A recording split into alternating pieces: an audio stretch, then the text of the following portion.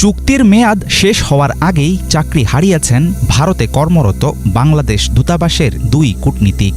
অন্তর্বর্তী সরকারের আদেশে তাদের দেয়া হয়েছে জরুরি অব্যাহতি। সাবেক প্রধানমন্ত্রী শেখ হাসিনার কূটনৈতিক পাসপোর্ট প্রত্যাহার করার পরপরই ঘটল এমন ঘটনা। আওয়ামী লীগ নেত্রীর ভারতে অবস্থান নিয়ে তৈরি জটিলতার মাঝে কূটনীতিক বরখাস্তের মাধ্যমে নয়াদিল্লিকে কি বলতে চাইছে বাংলাদেশ? ঢাকা চাইলেই হাসিনাকে ফেরত দিতে বাধ্য নয় ভারত, এমন গুঞ্জনের জবাবেই কি নেয়া হলো এই পদক্ষেপ? নয়াদিল্লির বাংলাদেশ দূতাবাসে কর্মরত ছিলেন শাবান মাহমুদ, আর কলকাতার দূতাবাস ছিল রঞ্জন সেনের কর্মস্থল। 17ই আগস্ট বাংলাদেশের অন্তর্বর্তী সরকারের জারি করা এক আদেশে কাজের মেয়াদ উত্তীর্ণ হওয়ার আগেই বরখাস্ত হলেন এই 2 কূটনীতিক। তাদের দেয়া হয়েছে দেশে ফেরার নির্দেশ। ভারত বাংলাদেশের সম্পর্কের বর্তমান অনিশ্চয়তার মাঝে কেন এমন সিদ্ধান্ত, সেই বিষয়টি এখনও পরিষ্কার না। গত 15 বছর ধরে শেখ হাসিনাকে একচেটিয়াভাবে সমর্থন দিয়ে গেছে ভারত। জনপ্রিয়তা হারানো স্বৈরাচারী একজন নেতার প্রতি কট্টর মিত্রতার কারণে একদিকে বিব্রতকর অবস্থায় পড়েছে মোদী সরকার, অন্যদিকে বাংলাদেশের জনগণের মাঝে তীব্রভাবে বৃদ্ধি পেয়েছে ভারত বিরোধী মনোভাব। ভারতের বিপরীতে চীনের প্রভাব বিস্তারের প্রতিযোগিতা বাংলাদেশকে পরিণত করেছে আঞ্চলিক যুদ্ধের ময়দানে। হাসিনার পক্ষ নিতে গিয়ে এই ক্ষেত্রে দিল্লি হারাচ্ছে প্রতিবেশী হওয়ার বাড়তি সুবিধা। ঢাকা চাইলেই শেখ হাসিনাকে দেশে ফেরত পাঠাবে মোদী সরকার, এমন ভাবনাকে নাকচ করে দিয়েছেন দিল্লির পররাষ্ট্র বিষয়ক অনেক বিশ্লেষক। আশ্রয় দেওয়ার পর আবার দেশ থেকে বের করে দিয়ে পুরনো বন্ধুকে বিপদে ফেলার ঝুঁকি নেবে না ভারত। সাম্প্রতিক জটিলতা নিয়ে এভাবেই দিল্লির অবস্থান ব্যাখ্যা করেছেন ভারতের সাবেক শীর্ষস্থানীয় কূটনীতিবিদ TCA রাঘবান। তিনি মনে করেন, সংকটের সময় হাসিনার পাশে না দাঁড়ালে ভারতের প্রতি আস্থা হারাবে দিল্লির মিত্ররা। তাই বন্দি বিনিময় চুক্তির ফাঁকফোকর খুঁজে অনির্দিষ্টকালের জন্য ঝুলিয়ে দেয়া হতে পারে ঢাকার অনুরোধ।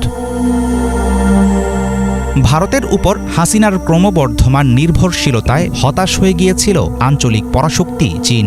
মোংলা বন্দরের ব্যবস্থাপনা এবং তিস্তা প্রকল্পের মতো কিছু বড় প্রকল্পে চীনা কোম্পানিকে হটিয়ে কাজ পেয়েছিল ভারতীয় বিভিন্ন প্রতিষ্ঠান।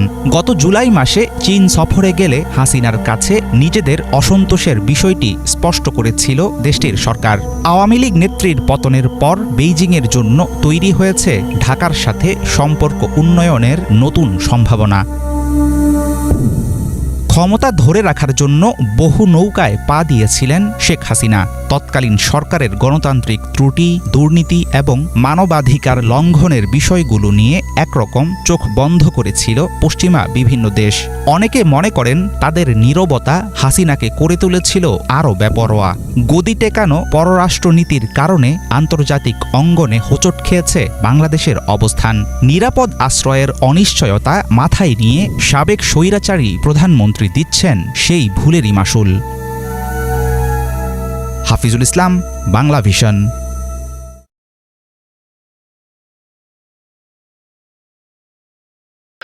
আচ্ছা, এখান থেকে আপনাদের কিছু কমেন্ট দেখা যাক। বাংলাদেশের মিডিয়াগুলো যদি নিরপেক্ষ এবং সত্য সংবাদ পরিবেশন করে তাহলেই বাংলাদেশে শান্তি ফিরে আসবে। একদমই রাইট, সত্যি। যেটা সত্য সত্যকে সত্যভাবে তুলে ধরতে হবে, যেটা মিথ্যা সেটাকে মিথ্যাই বলতে হবে। এটাই যদি হয় আমাদের বাস্তবতা, তাহলে কিন্তু আমরা শান্তি ফিরে পাবো, প্রকৃত শান্তিটা আমরা পাবো সেক্ষেত্রে, তাই না? আমরা ভারত মুক্ত বাংলাদেশ চাই। আসলে এখন ভারত যে আমাদের উপর অন্যায় করেছে সে কারণে বাংলাদেশের মানুষ সবাই ক্ষুব্ধ, অধিকাংশ মানুষ ক্ষুব্ধ।